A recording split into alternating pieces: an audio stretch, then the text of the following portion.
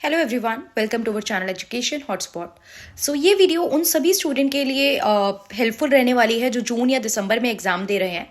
Plus जो student working है और जो स्टूडेंट किसी और एग्ज़ाम के लिए प्रिपेयर करें। For example you are preparing for UGC NET, आप साथ साथ में पढ़ रहे हैं, आप यूपीएससी के लिए साथ साथ में प्रिपेयर कर रहे हैं, आप किसी स्टेट पीसीएस के लिए साथ साथ में प्रिपेयर कर रहे हैं और साथ में आपने इग्नू से मास्टर के लिए भी इनरोल कर रखा है।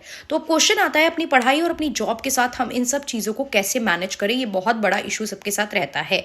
अब देखिए, जब आप ऑलरेडी एंगेज्ड हैं कहीं पे, आप कोई और एग्जाम के लिए बिल्कुल हाई लेवल कॉम्पिटिटिव एग्जाम के लिए तैयारी कर रहे हैं जहां पे आपको अपना पूरा टाइम वहीं पे डिवोट करना है, या फिर आप वर्किंग है, आपके पास बिल्कुल भी टाइम नहीं है, तो इग्नू के लिए आप इतना ज्यादा टाइम डिवोट नहीं कर सकते हो कि आप पूरी पूरी इग्नू की बुक कंटेंट उठा के line by line, word by word सारी चीजें पढ़ो या डेली बैठ के अपने 1-2 घंटे इग्नू को दो। And that is completely okay. मतलब आपको ये काम करने की जरूरत भी नहीं है।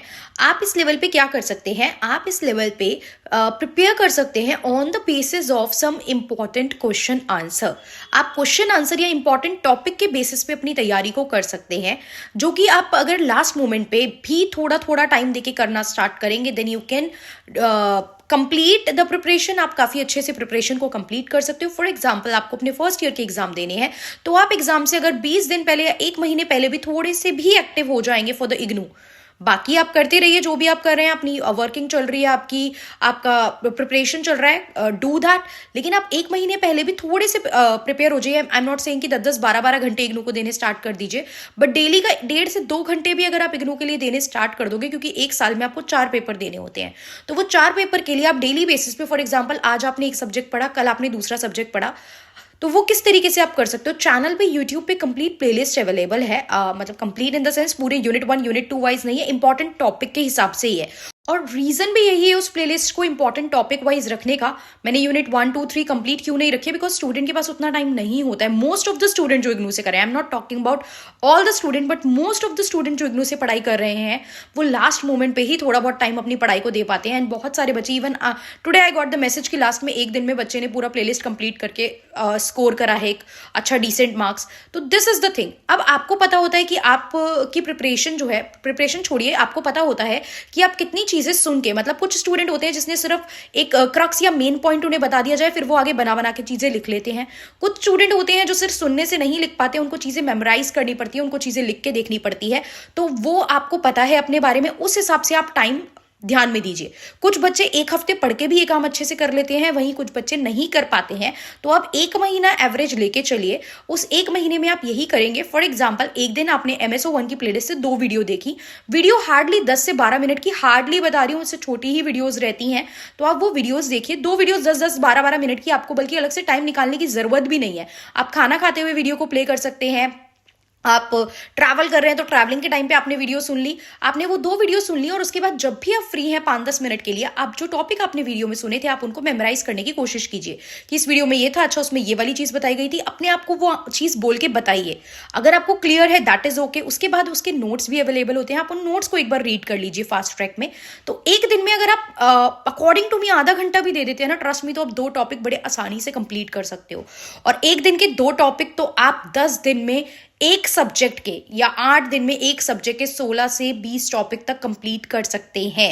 राइट, 2-2 3-3 टॉपिक, कई बार कुछ टॉपिक 5-7 मिनट के ही होते हैं। तो 16 से 20 टॉपिक आप एक सब्जेक्ट के कुछ दिन में कंप्लीट कर लेंगे। तो 1 महीने में अगर आप 4 सब्जेक्ट को टाइम देंगे, तो आप हर सब्जेक्ट के मिनिमम 20-20 टॉपिक कंप्लीट कर सकते हो। राइट, और एग्जाम से एक दिन पहले तो आप पूरा टाइम अपने सब्जेक्ट को देते ही हो। फॉर एग्जांपल, कल आपका MSO 001 का एग्जाम है, तो आज पूरे दिन आप MSO 001 पढ़ोगे। वेरी ऑब्वियसली आप 1 या 2 दिन लास्ट में उस चीज के लिए रख सकते हो। आप चाहो तो आप कुछ कुछ चीजें लिख के भी देख सकते हो, लाइक किसी का मीनिंग लिख के देख लिया, किसी के पॉइंटर्स लिख के देख लिए, हेडिंग्स लिख के देख ली कि आपकी प्रिपरेशन स्ट्रांग हो गई है या नहीं, आपको वो टॉपिक माइंड में है या नहीं, या आपको वो प्रॉपर समझ में आया है नहीं। तो इस तरीके से भी आप चीजें कर सकते हैं। रेस्ट पेड क्लासेस भी अवेलेबल है। Paid classes again important topics है, जैसे यूट्यूब पे है, वैसे ही पेड क्लासेस में यूट्यूब के अलावा कुछ और इंपॉर्टेंट टॉपिक कवर कराए गए हैं। तो अगर आप YouTube की प्लेलिस्ट कंप्लीट कर लेते हैं, तो आप उन क्लासेस को भी देख सकते हैं। पेड क्लासेस में एनरोल करके वहां पे भी आप कंटेंट को देख सकते हैं।